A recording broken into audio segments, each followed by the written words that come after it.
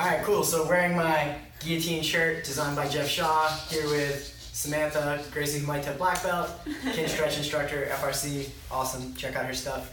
So somebody was asking me on the YouTube channel a question about the arm in guillotine and the J-hook detail versus the high elbow guillotine and whether they're similar. And at least in my head, I think about them very differently. So on a high elbow guillotine, Marcelo is very particular about putting this first finger in this little groove. And this is a grip he uses all the time, whether it's the back or his north-south control or the guillotine. He's putting this first finger in the groove between my wrist bone and where my hand ends.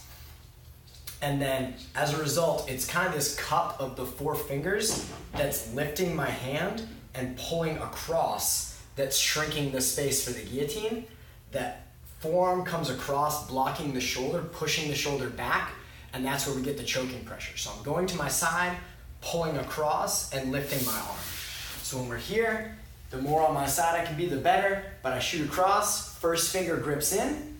Now I lean to the side, that lets my forearm clear above the shoulder. The higher I get it, the better. I push on the shoulder and get the tap.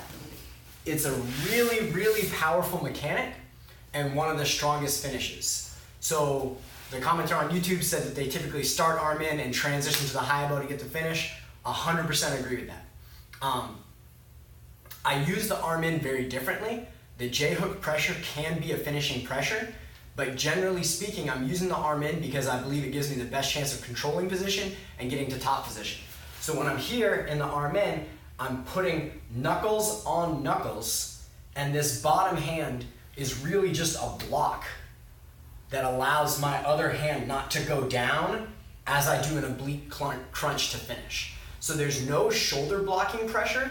It's simply the armpit dropping on the back of the head via the oblique crunch that's shrinking this space. And my hand is just serving as a guide to not let this hand drop and continue to open up the circle for their neck. So I'm shrinking the circle. So when I'm here on the arm in and I wrap, I go knuckles to knuckles. My wrist, by moving my hand in this direction, takes away extra space so that the choke sinks on even faster. Shoulder drops. Now I sit to the side. Woo. And you can see That's clean. my opponent can hold out a little bit longer in an arm in guillotine, which is why we count back from 30 on those.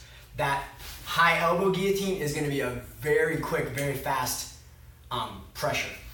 Another thing, just in understanding some differences between the gripping strategies against good grip fighters. So if you watch how Marcelo's using his high elbow guillotine, because he's so great in transition, because he's so great at creating off-balancing his opponent, typically he's doing it as they're scrambling up, which means their arms aren't in a position to hand fight, because as they come here, their arms are away from their neck and they can't come back and hand fight.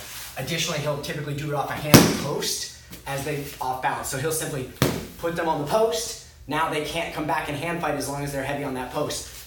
So we can go for a quick finish. When you go against people who are very good at hand fighting your guillotine or ducking their chin to deny access, that can make the high elbow sometimes not the best option.